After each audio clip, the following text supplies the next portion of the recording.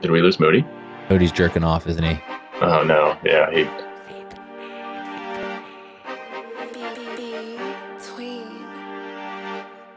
You all right? No, no, I got this fucking thing flying in my face. Hold on.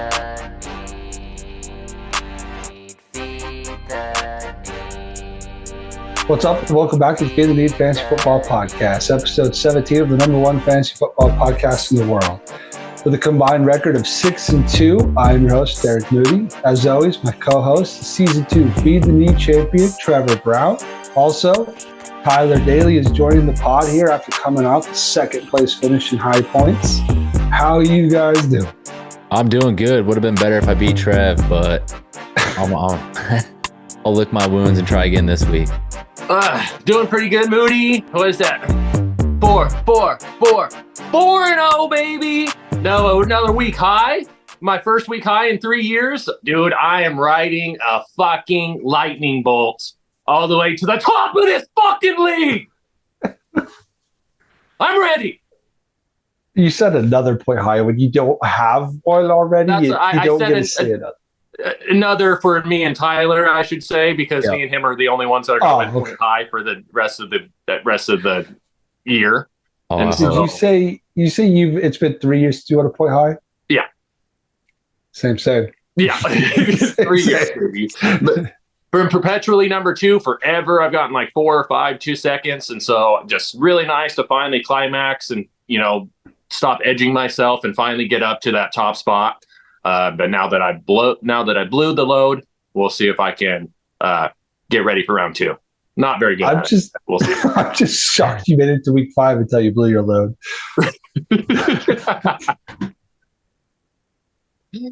I wish that wasn't so funny because it was true.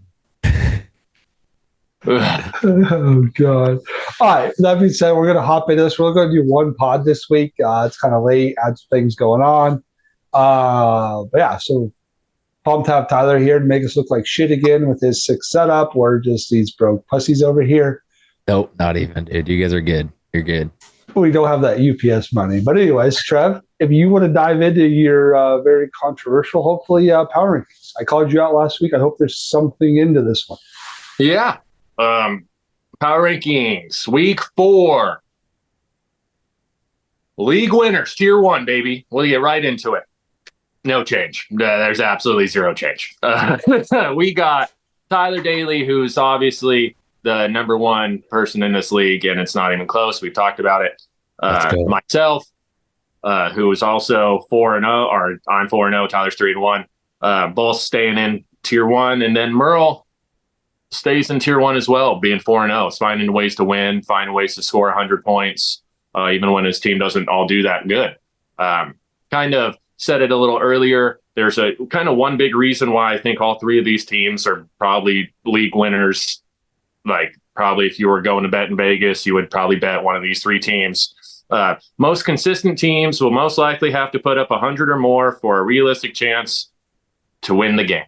And if you're facing me, Tyler, or Merle, I know that's in the back of your head. Man, I have to get to 100, man, or I'm not competing with these guys. And I think these are the only 3 teams that are really like that you really think of. So these are the 3 teams that are in my top tier. Merle's that sneaky top tier team. Like he keeps winning. He keeps putting up points. Last week he was in a tight one with Uncle Rich, and the next thing you know, Jameson Williams catches a 16.5 point play to get him over the 100 point mark, cut him to win. Like you said, well, now it'd be later in the pod. You said winners win, losers lose. Merle's team just winning. Yeah. And you two, obviously, my hand hurts from stroking you guys so much the last couple of weeks, so I'll just talk about Merle. Yeah, I really like Merle's team too. It seems like everybody, we brought it up on the last podcast, it seems like everybody he picks up fucking scores for the week, and it just keeps on continuing. He's doing this, mind you, with Bijan not really doing Bijan things. I mean, 13, 14, 12, 9. And he's got Nick Chubb and Cooper Kupp coming back from injury. When he gets them back, he's got a scary, scary team. Facts. Yeah. The other 2 are obviously myself and Tyler, and we've talked about our teams, I think, more than enough. And Tyler's got that awesome 4 wide receiver, just a 4-headed monster. And I just have a very consistent team that didn't put up more than 24 and still got week high this week. Yeah, you have a well-balanced team, and it starts at the top with Daniels getting you 30 a week every week. So that's a good thing to have. I was really excited about it with my team this week just because, like I said, 24.02 was my high. And it was Jane Daniels. And then it's 18, 20, 13, 18, 22, 16, and 8. Yep. So it's just a lot of consistency, which I really like to see. And that's kind of why me and you are in the top tier for sure. I like it. But that being said, we'll go straight down to tier 2. What I call playoff locks. Let's see here. We got Jib stays the same. He stays in tier 2. Dallas stays the same, coming off a loss, but still stays in win. I'm sorry, but comes off stays in tier 2. Dilla stays in tier 2. 2 changes. I have Garrett Driver coming up from the almost there to there. I think at a 3-1 record, I think Garrett, even with his team kind of beat up and on maybe a little bit of buys, a little bit of injuries this week, doesn't look the best, but he goes into playoff locks because his teams really took that next step, I think, from the almost there. And Quinn also goes from tier 3 to tier 2 off a loss to me, just because he actually did prove that his team can put up some points. I mean, I wasn't expecting him to put up 100, and he ended up getting damn near to 100 and made me sweat a little bit before, obviously, the 1 o'clock games on Sundays I was sweating pretty hardcore, but then about halftime, I wasn't sweating too much anymore. But other than that, 1, 2, 3, 4, 5 teams in the playoff locks and 3 teams in the league winners. Those are the top 8 teams. What anybody that jump out of you on tier 2? Not really. The only one's Garrett. Just Tyreek's not doing well, but he is 3-1, so I do understand that one. Quinn, his team, like you said, he's just winning, and that's without having Debo. Yeah, well, Debo played last week, but Debo missed a week. Mixon's missed 2, and he's 2-2, and he's putting up a shit ton of points still. So, I'm good with both of those, or all 5 of those. Yeah, I really like Garrett. Garrett was one of those that I was like, man, if Tua was there, his team would look super good. Bingo. Yep. And so, and then Adam Thielen going out too and having this kind of start Pickens in that Thielen role. And Geno Smith's doing well too. Yeah, Garrett's team's good. I like Garrett's team a lot. Tyler, is there anybody that jumps out at you in that? Did you say Dilla? No, Garrett. But was Dilla in this or no? Yeah, Dilla was in this. Okay, good. Okay, I was like, yeah. I thought he maybe slipped through the cracks. He's got a really good team. I like Dilla's team, so that doesn't surprise me. I'm sure it's only a matter of time before he takes that leap to the next tier. Right. I was going to say, because it's just points force based. He's Dilla's in second points, and he's 2-2. He had some tough luck weeks 1 and 2, but he's putting up 115 points, 100. I don't know, somewhere around 112 and a half. Yeah, 100%. 100%. But yeah, not a lot of controversy in the top 8 teams kind of just stayed the top 8 teams, to be perfectly honest. It's essentially 9 through 16 is that we're going to have a battle on our hands. And that's kind of where we start with the tier 3 almost theirs. Yours truly, Derek Moody, comes back from tier 4 into tier 3 with a big win this week. Spank goes down from tier 2 to tier 3 with a big L this week. And with the no further ado, he bared down and he fell and he got up. Jimmy Cook goes into tier 3 from tier 4. He's almost there. But those are my tier 3s. What do you think? I was going to say, I think I understand we have 5 tiers, but if you said there's 8 teams and the rest of them are fighting, I think it's an 11-man race. I mean, I'm slightly biased here, but But 12 through 16, I think that's the race that we all are looking for. Jimmy, and Spencer. Spencer's team, like I've dogged on him for weeks. He's got a good team. He's had a couple injuries and just underperformers. Spencer's got a good team. Jimmy, like we've talked about, he's putting up points, getting healthy. Obviously, he drafted Jordan Mason. He's got a lot of value in that. When Christian McCaffrey comes back, that's going to take a huge hit. So Jimmy's going to have to get some wins, but he's going to collect a shit ton of them until McCaffrey comes back. But yeah, I do think it's an 11 team top, and then the bottom 5 is fight for one spot. Out of those 3 teams, who's the best team? Now, this is your whole 12 through 11 or 12 through 16, Moody. Out of these 9 through 12 or 9 through 11, which one's the best team? I'd say Spencer, me, Jimmy. Spencer, you, Jimmy. You think Jimmy is not there yet quite? I just don't trust his running backs in the long run. Jaylen Warren, he's nothing really of special. Jordan Mason's going to lose that job whenever McCaffrey comes back. Not a big Deontay Johnson guy. Chris Olave, we've talked about. Travis Kelce can't carry you. And then there's just Jonathan Brooks isn't going to come back and be the Lord and Savior, baby Jesus. Yeah. And he has Amon-Ra, which is good. So there's just 3 or 4 guys that you have, and then there's some big gaping holes. But I do think he's going to make the playoffs because of the Jordan Mason carrying him there. But once he gets there, it's not a championship team.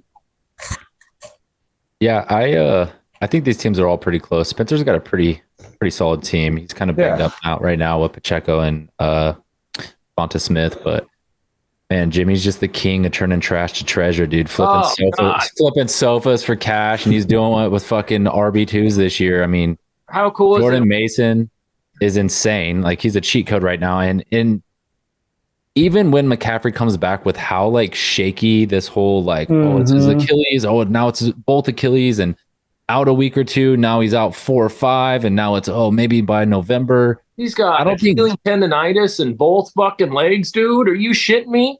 Yeah, so that's what the word is. So it's like I don't see Jordan Mason going from being a hero to a 0. So if he could just be a nice running back, I mean, Jonathan Brooks should pick up by the time Jordan Mason starts to phase down, you would think, and they kind of end up being in that 8 to 10 point range running backs. If his receivers keep it up, I mean, that then in turn will hurt Spank because then he has Chuba Hubbard. But in theory, Chuba starts to slow down. Hopefully he gets Pacheco back. And those are 2 good teams. And with your team, Moody, I really like the moves you made. And I think that's what the difference with when you're towards the bottom, if you're willing to do some trades, yes, you can really start to work your way up. And just talking to some people in the league, like trying to just fill out some trade talk and stuff. And you offer somebody a trade and they're scared to do it because then they're like, well, then I'm going to be this, this, and this.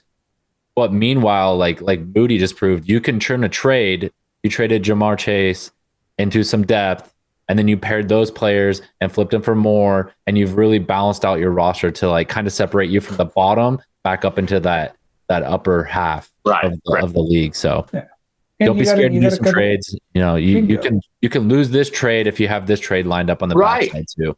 Right. And you can play the week-to-week matchup. I lost the trade where I gave you Neighbors because I fucking did. And essentially BTJ and Dowdle. Like, I would way rather have Neighbors than those 2, at this point in the season. And then then I essentially, I trade Dowdle and Garrett Wilson back to you. And then I get JT. And then all of a sudden BTJ ends up being okay. And then it's like, so it just, you got to trade more than once, just because one trade doesn't work out like the way you want it to doesn't mean that fucking you stop. Right. And same thing. I got that first trade with you and I was like pumped about it. I'm like, okay, it looks like it worked out. Started talking Jonathan Taylor trade and I was like, yeah, you know what? And I convinced myself that Garrett Wilson was going to be good. Consensus every year. He's talked about being that wide receiver, 8 through 12. Is he going to take the next step? He's drafted top 16 every year in NFL. And then I got out early. I'm like, I know he's played tough matchups, and that was my selling point. I'm like, oh, he's been locked up, this and that, the other. Him and Rodgers are close. And I got out of him as fast as I could because I was like, dude, this might bite me in the ass. I need to lick my wounds and get the fuck out of this trade. Yeah. And luckily, Moody bought that shit. I got him off my team. So did Dilla. Yeah. But talking about trades too.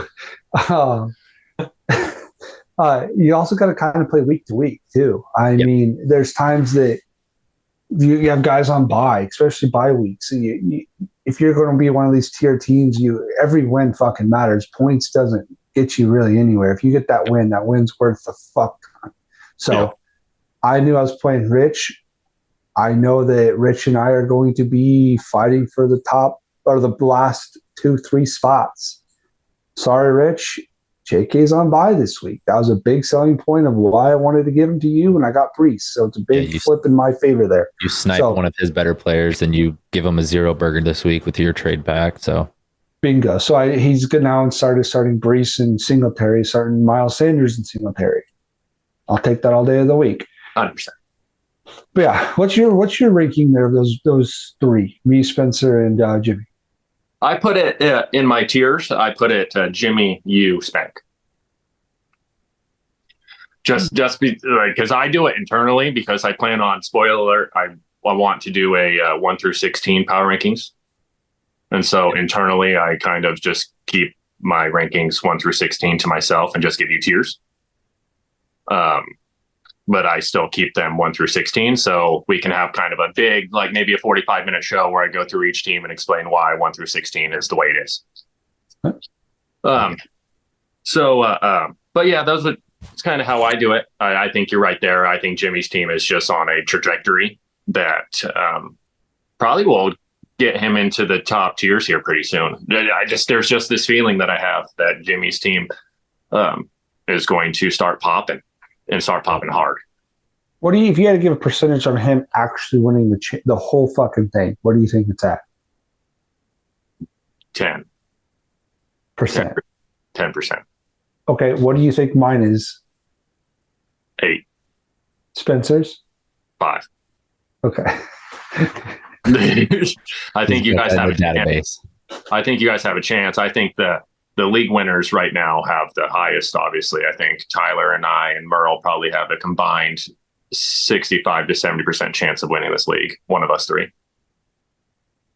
My dark horse is Dilla. Anyways, go ahead. Hear that. Oh, but okay. Then so we'll get into tier 4. We got, let's see here, in no particular order, we got Padak down from tier 3 into the bear down category. Padak needs to start bearing the fuck down, because it's not the typical Padak. Padak has been this perpetual fucking shit kicker all of a sudden for the last 3 years, and I'm not liking it because he didn't miss playoffs for the first 9-10 years of Be the Need, and now he's just this perpetual fucking shit kicker. So I need him to bear down. Okay, Mike, no change, tier 4. His team does not look good and does not look like it's going to be good in the future. That's my take. I know you guys have a little bit of separate take on that, but Mike's team doesn't look very good, and injuries, getting people back from injuries, isn't going to help, in my opinion. Rich, he's trying. No change. He's got to keep bearing down, keep doing those trades, keep trying to improve his team. We'll see how the trade with Derek, even though we're talking it up as a Derek big win, it could work out for him this week too. So you never know. And then Blackburn down from tier 3, unfortunately, with an 0-4 start. He is now into the bear down category to where he needs to get a win. Like if there is a god that he prays to fantasy that usually like gives him a win like 1 week, he needs to double down on that prayer this week. Yeah, he congrats dude me last week, and 4 of my fucking players got out for the week, and it almost worked. It almost fucking worked. Dude, he's got that mastered. He's got it mastered. But yeah, other than that, guys, Padak again, Mike, Rich, and Blackburn, they're all in that perpetual that state to where I'm just like anybody can kind of sneak into that 12 spot, but 3 of these guys aren't making it. Yeah, it's true. If I had bet my money, it'd be Blackburn, which is crazy because he's 0-4. But yeah, and that brings us to last but not actually, last but least, like usual. I fallen and I can't get up category. It has been 2 weeks since I've had a team in this tier because everyone kind of did pretty good. But unfortunately, fucking Caleb Knutson. Please explain to me how if redraft, you have 2 first rounders on your team. No, that's what I wrote because fucking I'm just super pissed off at that comment. Because he don't have a fucking team, dude. He has maybe 1 5th rounder on his team and then a 2nd rounder, and that's it. I don't know how this is the whole trade system to where we were saying keep trading, and eventually like he might get good. I don't know how his team comes back from this. I don't think his team scores above 60 the rest of the year. And I just do not think Justin Fields is leading him to the promised land of the playoffs, guys. I mean, you guys can maybe have a different opinion on this, but Caleb's team is fucking booty cheeks. Yeah, Caleb's, we talked about a little bit, but the injury bug on Rice, that sucks. I mean, it's one thing if you have depth and you lose Rice. It's another thing if he's your best or second best player and you lose him and you don't have Fab and you don't have a lot of firepower to trade. Dude, it'll be tough sledding. So when your wide receiver 1 is Trey Tucker, who, hey, if I would have asked you who Trey Tucker was at the beginning of the season, would you have known who it was? Yeah, just dynasty reasons. But other than that, dynasty reasons, never been on the radar for the 16-man league right now. No, he's not on no radar. Trey Tucker's his wide receiver 1. Fucking Greg Dortch he had to pick him up to start him. Xavier Worthy looks like he can only catch 1 ball, and if he does good. But James Cook goes for 5. He got less than 9 carries or less than 10 carries. Like, holy shit, guys. Like, I'm trying to think of like his players that could go off. Kareem Hunt getting more than 10 is probably not going to happen. Trey Tucker getting more than 13 is probably not going to happen. Xavier Worthy getting more than 17 is probably not going to happen. Cole Kmet 5, it's probably same. Zamir White's been he's running back 56, and he's been running back 46, 41, 51, and 52. Yeah.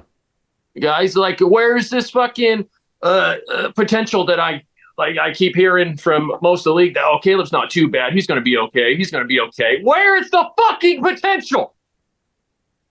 There is none. It's gone. He traded it all away. He'll need to get lucky. He'll need the injury bug in the other favor where Hawk gets healthy. And if something happened to JK, I guess maybe Gus Edwards could be up there.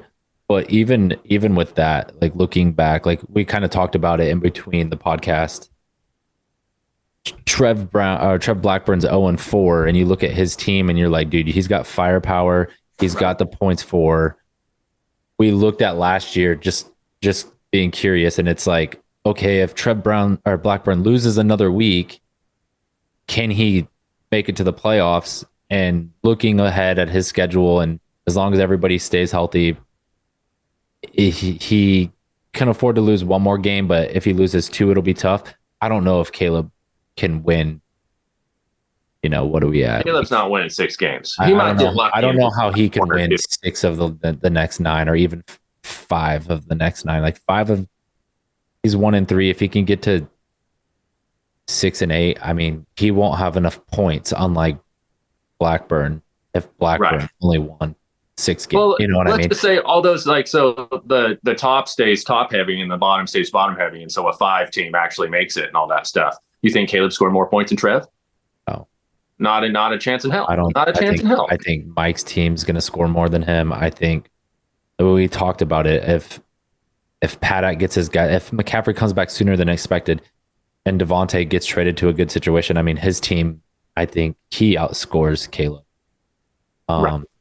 And Rich, Brandon Ayuk's really fucking rich, but even his team, if you looked at just Rich's team, I'd rather have Rich's team than Caleb's team too, because Rich has the names. He has Ayuk, he has Evans, and Baker's balling out. Like, he has guys that he can move or hold that can carry him, and Caleb's, you need a 30 burger out of Fields, and I know James Cook kind of got game scripted out with the 9 carries. Like, I still think James Cook's really good.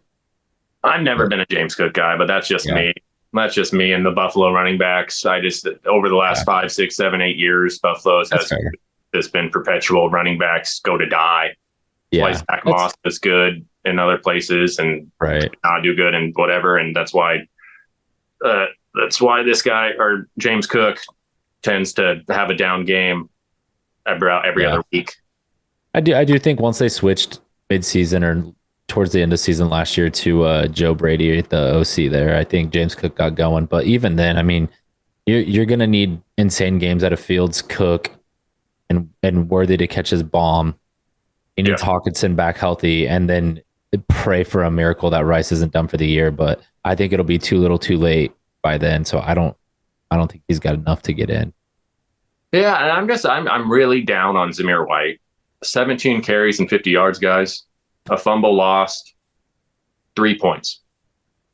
You're not catching no ball. You got 17 carries and you scored 3 points. Yeah. That's not good enough. What was the difference last year? Like, why was he, like, when he came in late season 15, 16, 17, 18? Was the number one running back in fantasy? Was it just he was the, I mean, I guess he scored one touchdown. He had 17, 22, 20, 25. It was just volume based or what? Like, just he's been getting like 24 touches a game. Yeah. 24 and a half, I believe, touches a game. He drafting him early and feed the need and busting and then losing your best player, Rice. It's hard to come back when you bust and feed the need on an early pick and get injury bugs. Right. It's tough. Yeah. So if he could sneak out some wins, though, I mean, the bottom is kind of weak right now. And with Mike, I mean, Mike too, like he's got a lot of injuries and Mike's 1-3.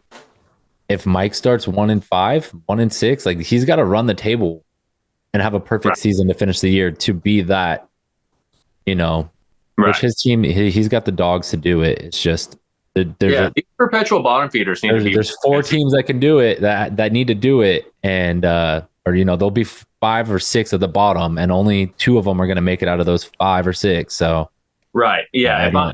If I'm Pat Act, Mike, Rich, Blackburn, and Caleb, I'm cheering against those 6 people every single week. If I'm one of those 6. Yeah. Because that's, if they win, that's just one more win that you have to get to. And I don't think it particularly matters all too much. I like, especially when you get to the playoffs. I don't give a fuck if I make the playoffs at 4 or 5 wins. I'm in the playoffs. So if you're Pat Act, do you consider trading McCaffrey, or do you just go, I'm bunking into the playoffs? Yeah, absolutely. I think, especially the closer he gets to coming off IR, which is like what, week 5, at the end of week 5? Potentially. They're saying, I mean, last I saw it said hopes to come early November or late October. Yeah. Which is like 5 more weeks. Yeah, I would be selling that as in like he's coming back in 3 weeks and I'd be trying to get a running back 2. Yeah, it's a double-edged sword because if he can limp into the playoffs, that guy can win you. Like McCaffrey of last year was 30 points a week. Like he can win you the league. Look what happened with Jib. Like he can carry you. It's like having 2 quarterbacks on your team, basically. Right, and that's why I still think he has that trade value. I would bet firmly against that. If he comes back, he goes into a 1A, 1B situation like very fast. Yeah, that's the other thing. What if he's 70% of McCaffrey this year and you don't get 30 burgers and Jordan Mason's eating into 40-45% of the carries? And again, 1-3, like you got to get to 6 wins. It would be tempting to try to flip him. And you got bye weeks coming up. He's already got Eckler injured, Devontae injured, Jalen Hurts on bye. Like you don't got a lot of roster space. That's what's tough in Feed the Need too. You don't got a lot of roster space, so you got to make tough decisions. And I think that one's one he's got to be looking at right now. Going, if I could flip McCaffrey, what do I turn it into? Yeah. Oh, I'm sure he's thinking about that at night. Yeah. We talk about here on like you can't win the fantasy league draft night, but you can definitely lose it. Yeah. Tyler, here, you in rounds 3, 4, or 2, 3, and 4, those are like the most important rounds of Feed the Need. You got James Cook, which has been great for you. Who did you flip him for? CeeDee Lamb? Yeah, he was in a CeeDee Lamb package. Yeah. Yep. And then you smacked it again. Nico Collins is wide receiver 1. Rashee Rice in round 4, and you flipped him for who? He was in the CeeDee Lamb package as well. So it was like CD, McBride, and Worthy. So you just won, and you went fucking Brian Thomas in the 6th, and you got Neighbors out of that. Yep. So, I mean, you hit some really key picks, and now you go to Caleb's 2 through 4. You went Mahomes, Rashad White, Trey McBride. Okay. Now you go to another bottom team of Rich. White, he went, right? Yeah. What did I say? Rashad. He was Zamir White. Sorry. Rich went Mike Evans, which is good, but then Brandon Ayuk, bad. Raheem Mostert got hurt. Yeah. And then to make it even worse, 5th round pick, Rich went Christian Kirk. Okay. Paddock went Devontae Adams, like we talked about. He's got hurt. Jalen Hurts has had a god awful. He's been okay, but not the Jalen Hurts that we talked about. The quarterback early, you want 25, 30 a week. Mark Andrews in the 4th, and then Zay Flowers in the 5th. Yikes! I mean, right there, just it goes to tell you who's in the bottom right now. Right. Yeah. There's like, do those guys not do research before going into a draft? Or are we just that research heavy to where like we knew? Like I could have told you that those 5 or those 2nd through 4th round picks for all 3 of those guys were the absolute worst things in the world. Yeah. I think some of it's luck. Like, I mean, everyone kind of has their guys, and clearly Caleb's guy was Zamir White, and it backfired. But like, I wanted nothing to do with Zamir. Right. Again, if I were in Paddock's position, I know he's kind of a homer for the Ravens. But if Mark Andrews falls to you, and I mean, you see tight ends starting to go off the board, who would have guessed he would be this right now? Oh. I mean, 6 catches for 60 yards in 4 weeks. Like, that's a bust. Like, you're getting 0 out of him, and you drafted him as a premium position. And again, Jalen Hurts too. You drafted him early, 18, 23, 14, 15. You drafted him early, but then he's not putting up Baker Mayfield numbers, who was a waiver wire ad at, week 1 or 2 or whatever. Right. Your premium positions that you didn't reach, but you went after to have the advantage. Flopping, tough to start. But his team's good, and he's got a pretty decent team that he can figure it out. He can get in and out of it, and if McCaffrey comes back, he'll be fine. Or if he flips him for something, don't sell him for cheap, but get something good for McCaffrey, and you'll be all right. But yeah, that's about it, guys. That's all I got. I like it. It's always a pleasure being on with you boys. And I love the power rankings. It's a little treat to look forward to. I know I'm always on Moody at like 10 a.m. I'm like, when's the pod? I'm texting. I'm like, put that fucker up, dude. I want to see it. So it's cool to be on this side and see it live. Oh, yeah. Moody, what you got? You got anything else for us? Just looking at the draft of like, it's crazy how after the draft, we all go home that week from Sunday to Thursday of the first game. Like everybody is like so hopeful on their team. And then just through 4 weeks, it's like, oh my God, you were hopes for that guy? That's a dog shit pick. Yeah. No shot. Yeah. Yeah. Crazy. Start. Yeah. And then like guys like Spencer, he drafts fucking Chuba Hubbard in the 8th. And you're like, okay, that's just a fucking depth running back. And the guy's been an absolute savior for him because when he lost Pacheco, he's got an RB there to fill in. He drafted fucking Dontavian Wicks in the 10th. Yep. And now this week he's going to be another big boost for him. So just sometimes the draft, you take those late dart throws, you do some studying and shit. It kind of helps out. Yeah. Yeah. If they hit when you're like Spencer and you get the injury bug and you lose probably your best running back and probably your best receiver, but you could replace him with, I guess he's at Kyron, but like you replace them with really solid bench guys that you hit late in the draft, it saves your season. And then when everybody's healthy, he's got the ammo to go out and get a Christian McCaffrey to fucking stack his team if he wants, so makes a difference. You got to get lucky and you got to study up and get good too. So, yeah.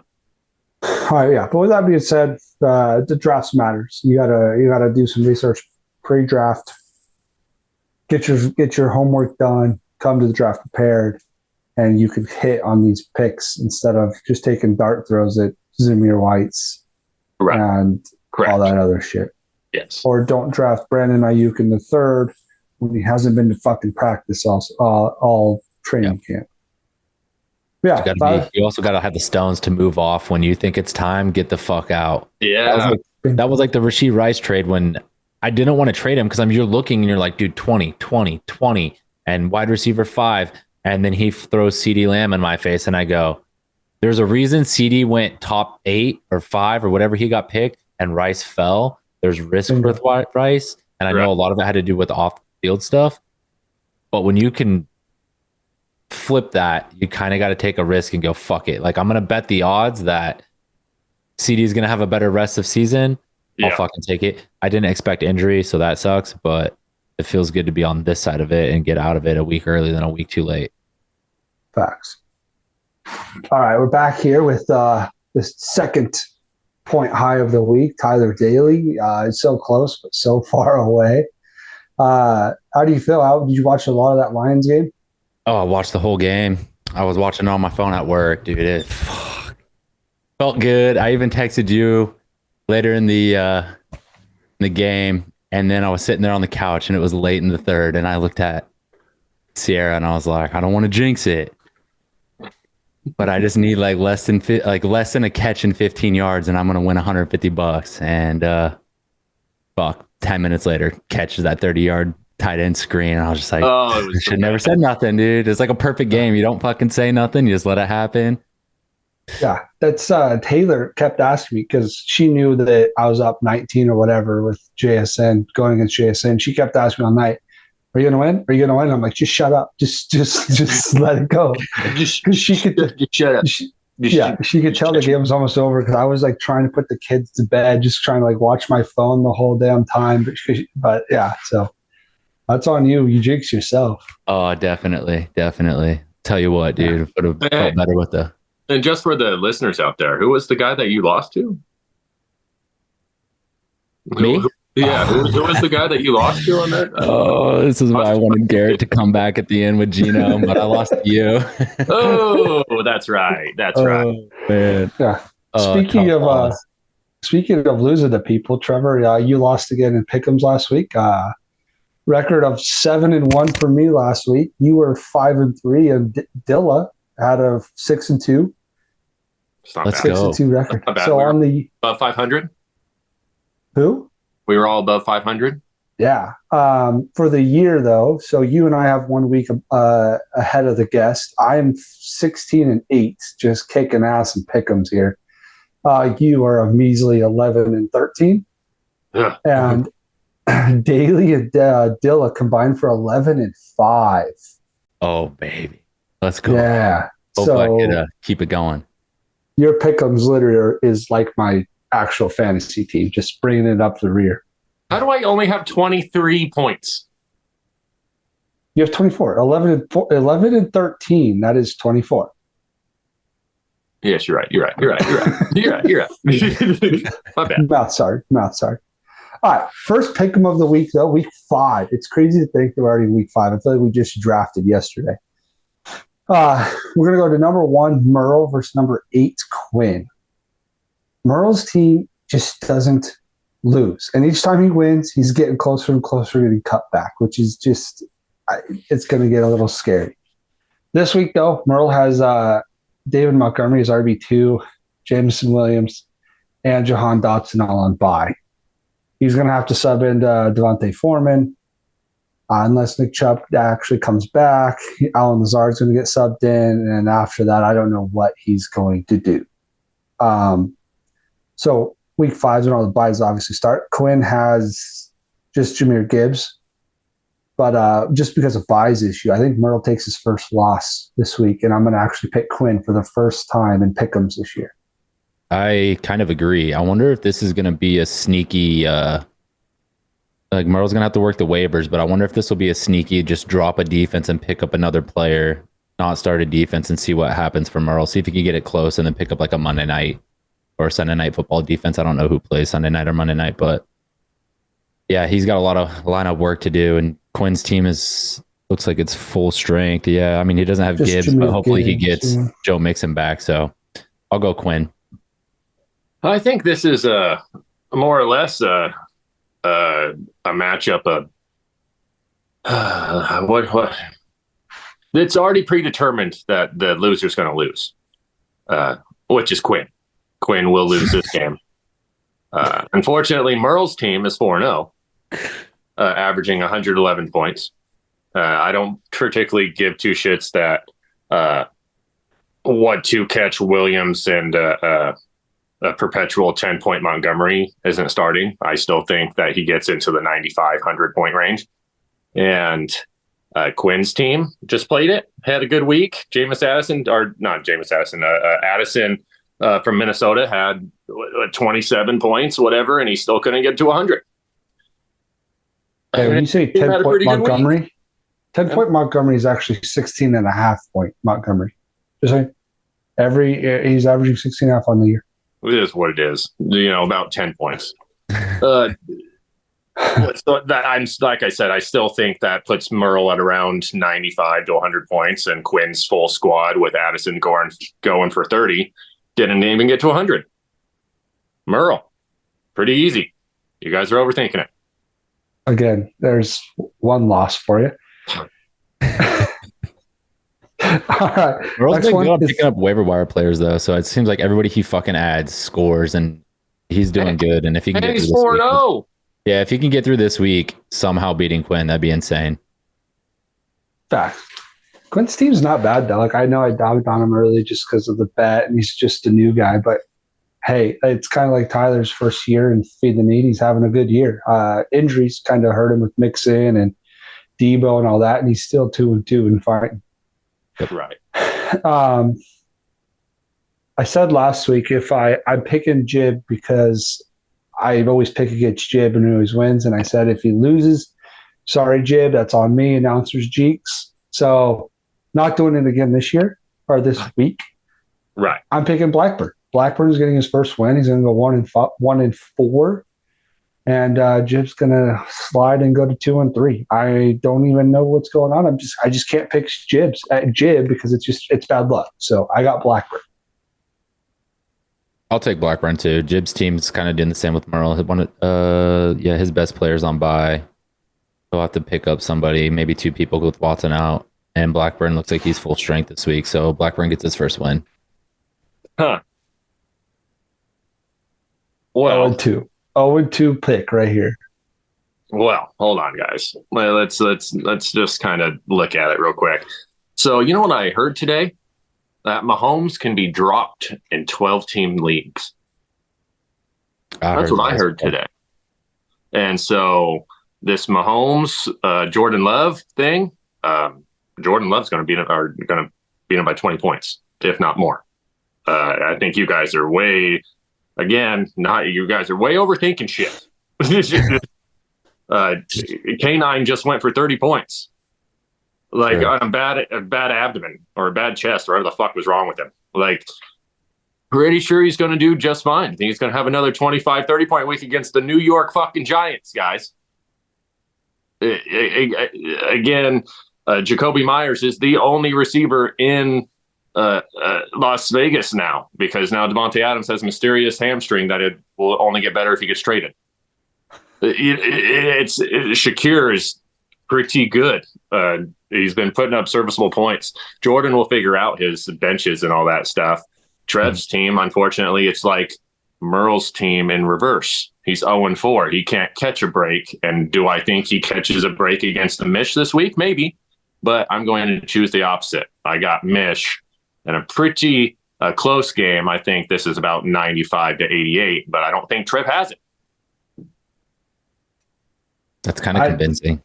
I was going to say. It's kind of convincing. I was following it until Jacoby, and then I was like, oh, he's got Denver, so he'll probably get Pat Surtain on him. So Jordan Love, it's a Rams. I mean, it's convincing. I'll stay with Trev, but yeah, it'll be close. Sorry, Blackbird, but I want Jib to win. Okay, I can't jinx him. This is for Jib. I'm picking Blackburn now. Okay. All right, now we're here with the number 9 Dallas against number 10 Jimmy. It's Dallas is averaging 98 a week to Jimmy's 90 after that dog shit start. Jimmy's team's actually putting up some points. Put up points. Yeah, he's got his average way up. He has Jaylen Warren. He still has no running backs, but Jonathan Brooks should be coming back soonish. I don't know exactly when, so that'll kind of help him out. But what changed Jimmy's team is literally the Red Rocket in Carolina. Deontay Johnson went from like 4 catches for like 17 yards weeks 1 and 2. Yeah. Completely turned it around. So now he has, and Chris Olave has been great. Deontay Johnson, Travis Kelce's back now without the slant god Rashi there. Bye weeks, Jimmy does not have Amon-Ra St. Brown. Dallas is pretty much at full strength. Quentin Johnston's kind of irrelevant on Dallas's team.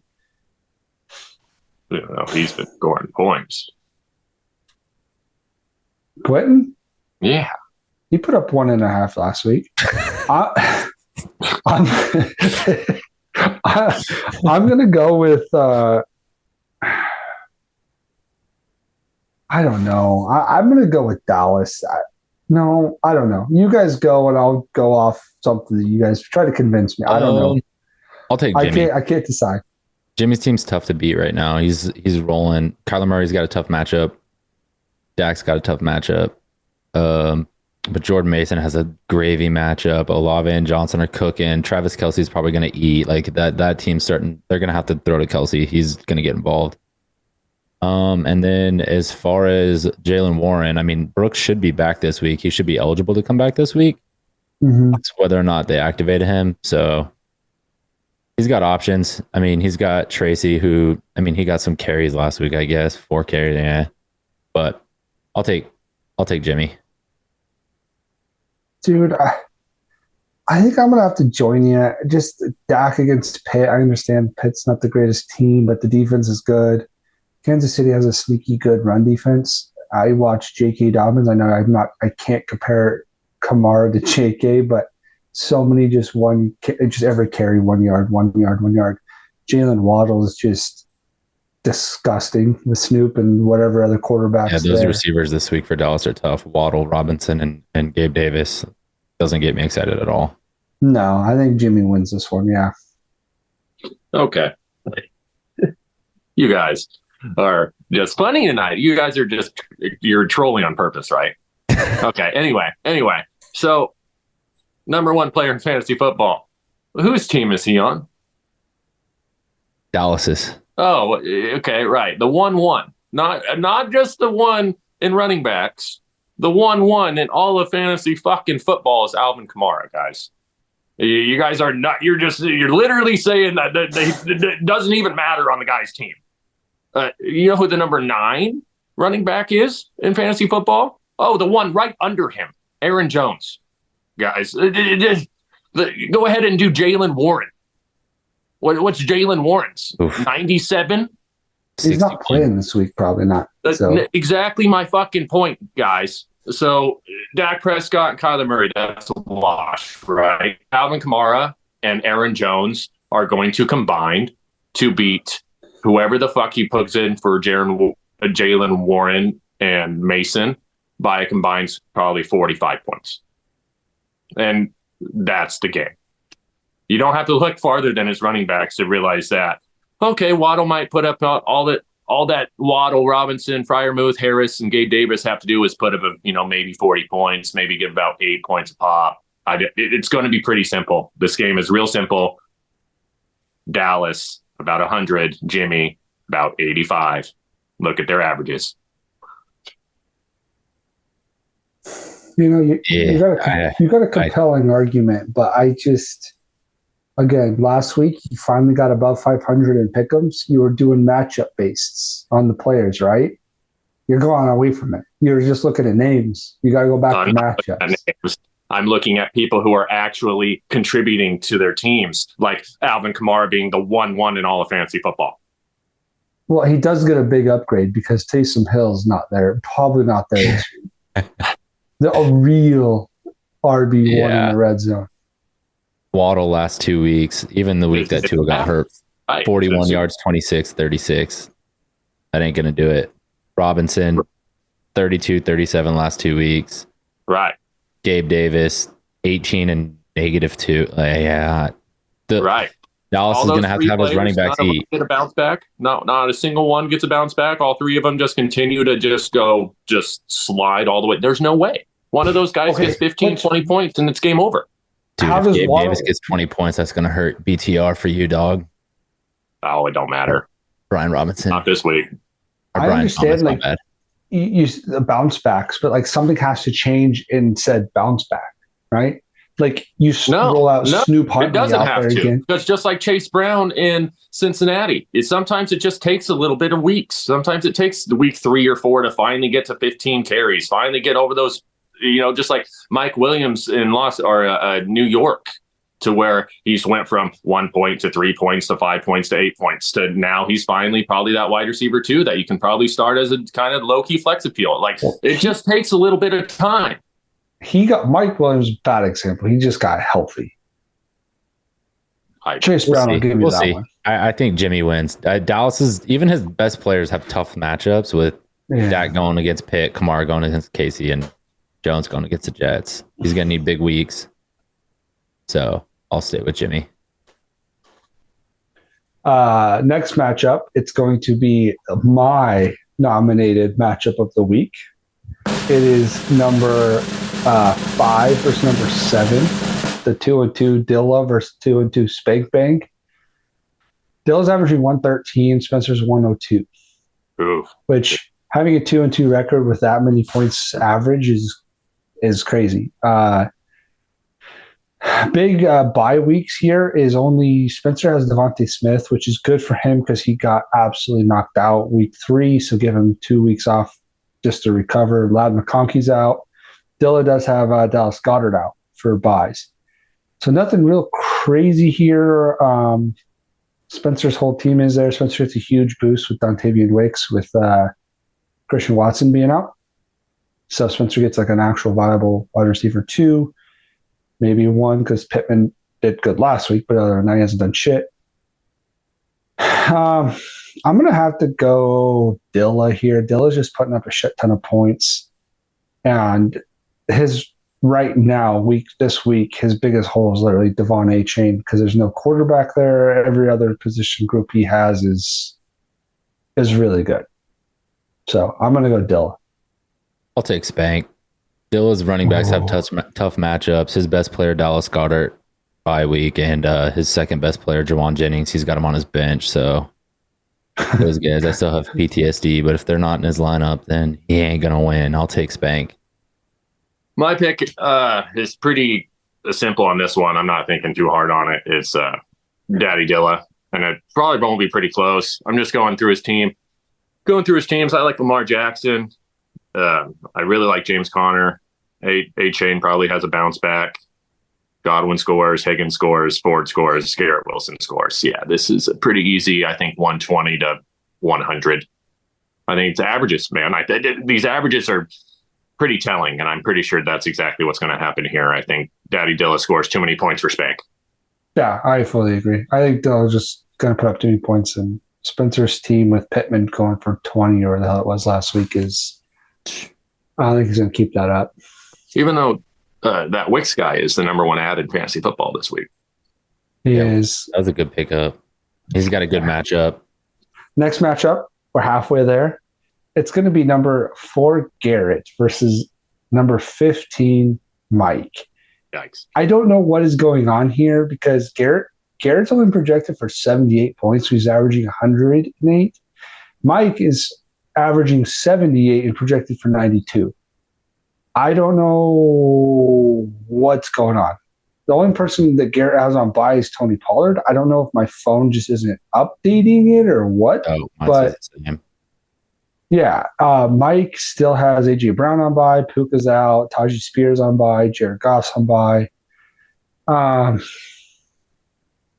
don't know. Like this one, Mike's team is awful.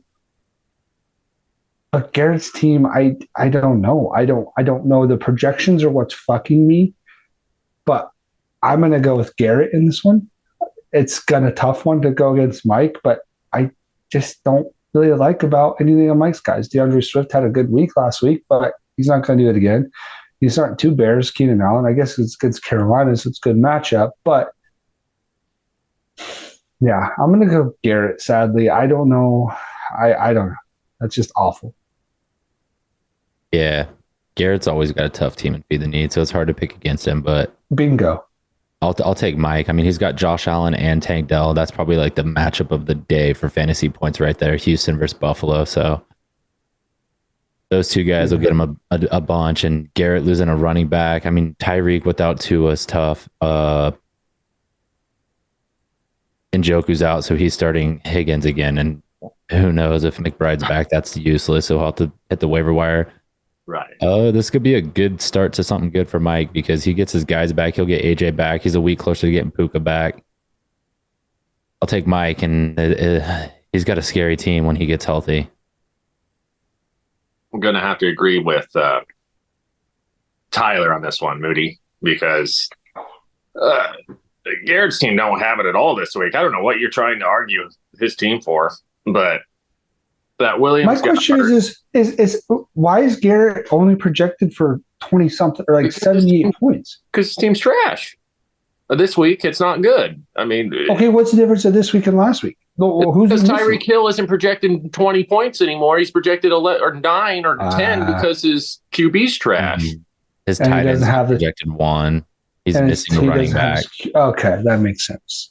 If he had if he had Pollard, that would get him up to like 90. He'd probably be like 11 or 12, and he gets another tight end that get him like 6. That'd put him up in the 90s. But right, I was just saying their third string running back in Denver's gone, so now it's just the Julian McLaughlin and Williams show again. DeAndre Swift was RB2 this last week. Amari Cooper scored on the first play of, or was that last week? But Amari Cooper's looked good. Tank Dell looked good. Keenan Allen looked not good, but I would imagine he has a bounce back sooner rather than later. And Tyler Lockett's going to catch a touchdown eventually too. And Josh Allen plays Houston in a dome. So yeah, I like Mike pretty.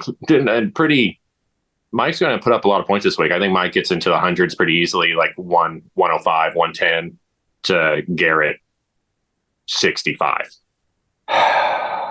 It does say Njoku might play this week. If he gets Njoku back, that'll make it kind of close, but 75. Can I change my pick? Mike wins. Can I change my pick? No, you can't change your pick. You got me convinced. If it gets to me and you hear the other two, you can't change your pick. Well, I go first. I should have one reversal card. That's fair. I'll give you one reversal if you get you get me and Tyler talking into it. All right, cool. I'm gonna go. I got like Mike. You're such a little pussy bitch. No, it's okay. To be honest with you, I was this would be a half a win for you this week, dog. Yeah, there's half. I'll just have an asterisk here. Yep. The biggest thing that convinced me was just that, like, Tyreek Hill's like, maybe he can have that deep ball, but he's going against Patriots, and I don't remember the guy's fucking the corner there, but he's shutting. Yeah, thank you. He's shutting everybody down. He's going to be on Tyreek, so that's just awful. DK against the Giants, cool. I like it, but like, it just doesn't. Right. You can't carry them all, and then like you said, after that, it's just Pickens is yeah, he's gonna have fucking what's his face on him all day. True. Diggs. So it's just like I don't know. There's just something about Derrick Henry on Garrett's team, though, bro. I swear to God. Facts. Isn't that gross? If you put Josh Allen on with Derrick Henry on Garrett's team, we might as well just walk. Garrett got him 2 weeks ago. Yeah. The dude has fucking 350 yards and 3 touchdowns for Garrett. He has a total of 60, pretty much 70 points too. Garrett will trade him week 7 and he'll be running back dog shit 17 for the rest of the year. Yeah. Jesus. All right. Now to my matchup. Remind you, 2 weeks in a row I played the 16 spot. This week I got the 14 spot. So getting away the good matchups early here. Jesus, dude. You're like Alabama preseason, dude. The first 4 weeks, 4-0, but you don't play anybody. I would say I was like UW's preseason, but that's a tough preseason there. I'm the 11 goods 14. I'm averaging a hot 87. Rich is coming in at 80. Yeah, I picked against myself 2 weeks ago and I lost. The last week I picked for myself and I won. So this is an easy win for me. I think I won my matchup Monday night when I traded JK to him and I got Brees. JK is on bye, gives me a big boost because now he has to start Miles Sanders. So, yeah, I got to make some moves as quarterback because I don't know if AR is going to play. I need a new tight end because Taysom Hill's not going to play. So, I got myself in a win because a Brees Hall is going to go off in London. Easy win. Yeah, I like your team this week too. I really like all the moves you made. Getting Brees, getting White. You got Reed and Love back together. So, yeah, you'll have to go and get a tight end, it looks like, and maybe a quarterback, but I still think that that's enough to get it done. Rich's team. His team's better. It looks better on paper, but never puts up points, dude. It don't put up points, and it looks pretty good. So Yeah. I was just thinking, There's just something about Rich where he's just a little unlucky, but I'll take Moody. Yeah, Moody is Anthony Richardson going to play? Good question. He's day to day. Is he like a true 50-50? It just says views day to day, has a chance to play on Sunday. Okay, so probably pretty close, probably closer to like 65 to play. So this is I'm torn because Baker Mayfield's been playing so good, and they play Atlanta, which could be a high scoring game or it could be a low scoring game. I don't really know how the NFL is going to go. It is in a dome, and I always like dome matchups.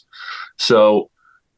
And Baker's been playing super good, and he's been playing loose, and Mike Evans has been catching a lot of balls, and he's probably going to play Drake London. Moody, your guy that you drafted, now that he could come back and be like. So I like Kirk and London a whole hell of a lot more than Keon and Bucky Irving. But I like your top four a little bit better than his top four. So this is going to be really close. I think this is. Depending on if AR plays or not. And I give AR like a 65% chance. So if he plays, Moody, you're going to win by like 5 or 6 points. You're going to have to fight for it, though. Yeah. If he doesn't win, if he doesn't play, who should I pick up? What's your opinion? QB1, dude. Joe. Yes. Go pick up Flacco. Yeah. Stop. No, I'm not going to pick Let's look at the player. Dude, I mean, what's wrong with Flacco? I wouldn't want to start him for at least 1 week. I mean, they got a hell of a run game. JT's going to supplement, and he can play action with the best of them. That's that's all they did this last game. And Downs had 9 targets on like 80 receptions and a touchdown. Like that's all he's going to do. And then that's going to open up Pittman. That's going to open up everybody else. I'm just saying Flacco for a nice 220, at least 2 touchdowns, 20-point performance is probably what's going to happen. I almost said Kirk Cousins because then if he throws something to London, but Kirk hasn't looked good last 6, 19, 10, 6. Yeah. You want to know how disgusting I'm looking at right now, to be dead honest with you? Daniel Jones. Against the Hawks. They just got fucking shredded with Goff. Goff only went 18 for 18. That's fine. Daniel Jones, that would be a sneaky ad. I mean, the other options, Kirk Cousins, Deshaun Watson against the Commanders, maybe. Yeah. I don't mind that at all. All right. Next matchup is going to be number 2, Trev Brown, and another cake week against Caleb. Caleb's hurting right now. He had a huge loss. He traded a bunch, got Rashee Rice, which was he had some controversy off pod. Next time, Caleb, comment on the YouTube video, help us out a little bit. Rashee to him is like I can't talk to either of you two because your guys' team's good. But if I lost like Brees Hall, it's like I have nothing. He lost his best player. So I understand it, Caleb. I feel for you, but at the same time, spread yourself thin. It's going to happen. This is another fucking cakewalk to 5-0 here for Trevor. I don't even really care. I got Trevor. Yep. I like Trevor's team this week too. I like your team a lot. Like, you're getting a lot of shit because last year you started 4-0, but it was one of those like didn't score a lot, played shitty matchups. Right. This year you haven't played the toughest schedule, but your team is fucking killing it. So like people can't talk shit. Like you're killing it. So I mean, Jaden Daniels, that guy is so fucking good, dude. It's like having Cam Newton on your team in his prime. You have JT, Brian Robinson. What round did you get him? I mean, he looks like a steal right now. You had to get him in like the 4th or 5th round. Yeah. Marv, Brian Thomas Jr. I mean, he's starting to just get an insane amount of target share there. So yeah, your team. And then with the Thielen going down, this Leggett guy is like low key and targets a game. And now Chase Brown's getting 15 to 20 touch the game. My team's looking more and more, and I just have to avoid the injury bug. Right, but you made a nice trade last week, didn't you?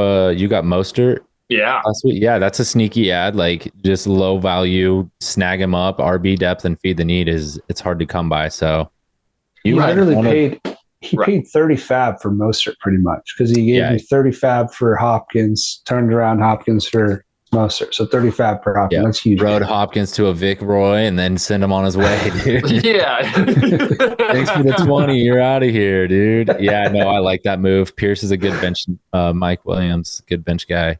You got a good team, man. You got a really good team. I think it's lucky to have a bye week this early in the year, but Caleb, man, he's just Caleb. I don't want to talk too much shit because I'm sure I'm going to do that here in about 30 minutes. But at the same time, like he went on this whole tangent in the message board about how he would have like 3 first-round picks if he had a redraft, if we redrafted right now. And I'm just like, dude, I don't even think James Cook goes in the first round if we do that right now. So he don't even have a single goddamn one. But and then he doesn't even have a second round pick. He doesn't even have any third round picks, dude. It goes from James Cook to literally absolutely almost undrafted people on his team. Cole Kmet, almost undrafted. Fucking Dortch, undrafted. Tucker, undrafted. Kareem Hunt, undrafted. Xavier Worthy, 4th round pick. Zamir White, 3rd round because he was the worst pick of the draft. Like, it just, holy shit, dude. Like, yeah, I got me. Sorry, I'm going to not talk shit about Caleb's team until it's time.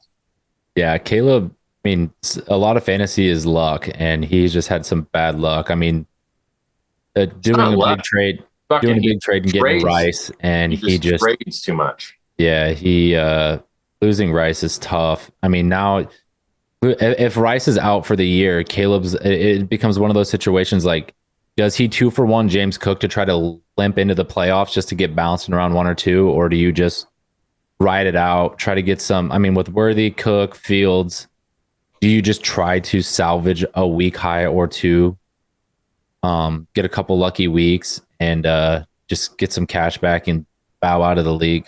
Like, you're not winning a championship with this roster. And if you just dilute it by trading James Cook for a 2-for-1, you're going to get a lesser running back and a wide receiver 3. I just don't see how he can dig himself out of this. He's going to have to get lucky hitting the waiver wire, but he's already blown all his fab on Carson Steele. So I don't know how he digs himself out of this. It's just super unlucky for him with injuries and stuff. Just go out, win a week high, and try to get some of your buy-in back, bro. But I don't see it happening this year.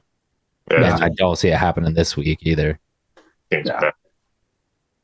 Yeah, I talked about it on Power Rankings last week. We need some controversy on Power Rankings, and Trevor said, hey, it's going to take time to kind of really filter out the good teams, and other teams are going to kind of plummet. And spoiler, we might have had one. So, bear down, Caleb. Don't spoil the fucking GIF that Jimmy posted the other night was gold. It was great. All right. Keep fighting though, Caleb. Keep fighting. Don't give up. Yeah. You can win a week high. Yeah. Exactly. All right. Now we're going into the last matchup here. It's Daly. It's number 3 in the year with number 1 in points versus Paddock. Man, Paddock's team just doesn't. Something about perform the last few years that it just doesn't seem to have that aura that it used to have. It's because he fucking drafts all Ravens every year. He puts all of his stock into fucking Mark Andrews and Zay Flowers or Rashad Bateman every goddamn year. Yeah. It's back-to-back years. Mark Andrews, we talked about him last week, and another zero burger. I saw him have 1 target in that game. It was a fucking 10-yard out for a first down, and he chicken-handed it and can't even catch it. Yeah. Sorry, Paddock. It sucks because I like Paddock. Josh is a good dude, but Tyler, this is another fucking. You two with just cake ass matchups this week to get to 5-0 and 4-1. Our teams are so good, it looks like they're cake matchups. I mean, Josh has to do something, right? He's got to do something. Christian McCaffrey's out for a while. Hurts is on bye. Josh Palmer's on bye. Eckler's out. Devontae Adams is getting fucking traded. Like, you got to do something, right? Yeah, I don't know. I will say the 12-man playoff, his team, it's not terrible. I mean, if Mark Andrews can just fucking figure it out and be a top 5 to 8 tight end and actually scores him some fantasy points, Eckler looks like a nice little pickup. It's tough when you draft a quarterback early and 18, 23, 14, 15, like that's not going to get it done. Like you drafted him to be a stud. But he's also, his receivers have been banged up. So if Jalen Hurts gets right, Mark Andrews gets right, Eckler's looked good, he gets McCaffrey back, I think he can do some damage. Unlike Caleb's team, if Paddock can get in the playoffs, his team's pretty good. I mean, Devonta Adams, I know the Chiefs, they're saying today, like they can't afford to get him, but if he goes somewhere, I mean, he's going to be good. Zay Flowers is good. His team's good. Don't give up, Josh. You got a good squad. I think I'm off the fucking floor with you this week, though. Josh has a team that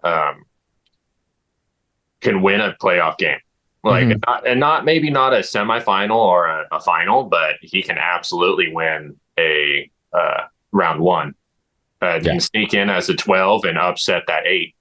Yep. However that works out, like he can do that. With this team for sure. Even Austin Eckler's like super sneaky. I love Austin Eckler because guess who scored fucking vulture 2 of my touchdowns this week? Fucking McNichols. Yep. Like that's Eckler. So like if that's every week and Eckler can vulture a touchdown or 2, I mean all of a sudden that little sneaky Eckler pickup is super good, and then you're just hoping for a little bit more help when Christian McCaffrey comes back. Yeah. So. You don't have it this week, though. So Tyler with his 4-headed horseman of receivers and even Rico Dowdle and Rashawn Johnson, pretty good. And CJ Stroud in a dome, me and the domes. So Tyler, for sure. Yeah. Yeah, I'm in love with the wide receiver strategy right now. I texted Moody a screenshot, but one of the fantasy rankings had CD 1, Jamar 2, Nico 3, and Malik Neighbors wide receiver 7 on the week. So I have 4 of the top set. So again, like I said, I was talking to Moody a little bit last week and Dallas, and I was like, that's what a real 3 or 4 redraft first round talents look like. Caleb, fucking pay attention. Jesus Christ. Yeah. So I mean, I was talking to Moody, and I told him, I was like, dude, if I could just get 15 out of my receivers, that gets me to 60, 15 or 20 from CJ, that gets me close to 80. And then it's just like, all right, McBride gets back this week. Hopefully he can get me close to 10. And then I just need 50 rushing yards from each running back, 50 from Rico, 50 from Roshan. If they fall in the end zone, I'll compete for a week high. But if they just get 50-50, I'll be right in that 100 range, and I should win most weeks scoring 100. But correct. I'm happy with how this is going, and just pray that no injuries happen. Right. My bench is pretty fucking bad. Roshan looks like Rico looks like he's taken over there. So if he could just keep eating into that, and like I was saying before the pod, like, man, I might like my lineup looking at it, I have one glaring hole now with Rico starting to take over, and it's my RB2 spot. So I know week after week, like I'm looking waiver wire and I'm looking for any RB help. Like I'm looking matchups, RB help. I'm not going, I need a tight end this week. I need a wide receiver this week. Like I'm set. Yep. As long as no injuries, I'm set. And I'm just plugging away at that RB2. So it's, it's kind of nice. Going kind of like rapid, because your team and Caleb's team are kind of the exact opposites here. Caleb loses Rashee Rice, and it's like he's going to trade James Cook, and that's pretty much all he has. Maybe Fields with some. It's fucking but like if he's like QB7 on the year, but anyways, but like let's just say something happens to your team. Knock on wood, it doesn't, because I don't want that to happen to you. You still have 3 absolute studs. You can just trade one of them, kind of fill it out if you really wanted to, right? Or your holes are not that far apart. So, right. So that was a plan. Now it's just stay healthy and get to the playoffs. Hopefully, get back on the pod a couple more times, couple week highs. He's QB6 with 1 in the top 10. Pussy. Fucking Fields is nothing. QB6. What are you talking about? Nothing. QB19, QB24, QB12, and QB1. I don't give 2 shits about no outlier. Take the fucking first and the last top and the bottom outliers out, and fucking that's what you got. And he's QB fucking 17, puss. Get me the fuck out of that. I'm gonna fucking try to just backhand that shit and then just move on. Justin Fields QB6, you dick. Justin Fields trade value. He's not even going to fucking start by week 5. He has 1 bad game. Russell Wilson comes in. The fuck are you talking about? I just said he's QB7. I don't want it, but there's nobody else on his team to fucking trade. Who else do you want? Worthy? Nobody. That's what I'm saying. His team's super bad. You can't trade. He needs a miracle with Rashee Rice, just somehow out 4 to 6 and comes back. If he could be healthy, I don't know fucking how. It looks like he blew his knee out. He gets Hawk back. He'd get Rice back.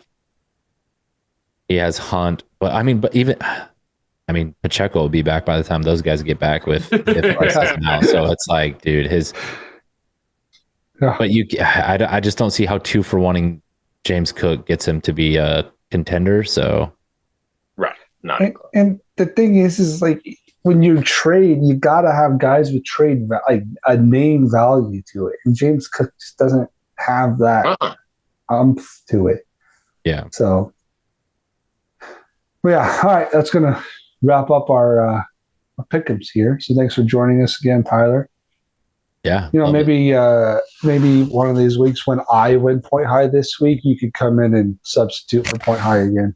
Yeah. Hopefully, I keep coming on the show, I'm gonna have to start slinging promo codes for gas station boner pills or something, dude. I need some money. I need that money in the hand, dude. I need that money. Yeah. No, I'm just playing. But no, it's always fun coming on here, you guys. It's the pod's doing good. You guys are killing it this year, and I enjoyed watching every week, and it's even more fun when I'm able to come on. So hopefully, I'm back next week with a week high, and we'll see you then. With that being said, good luck to everybody except for Rich. Sorry, Rich, you're a good dude, but just good luck to everybody else. See you guys. See ya. Deuces.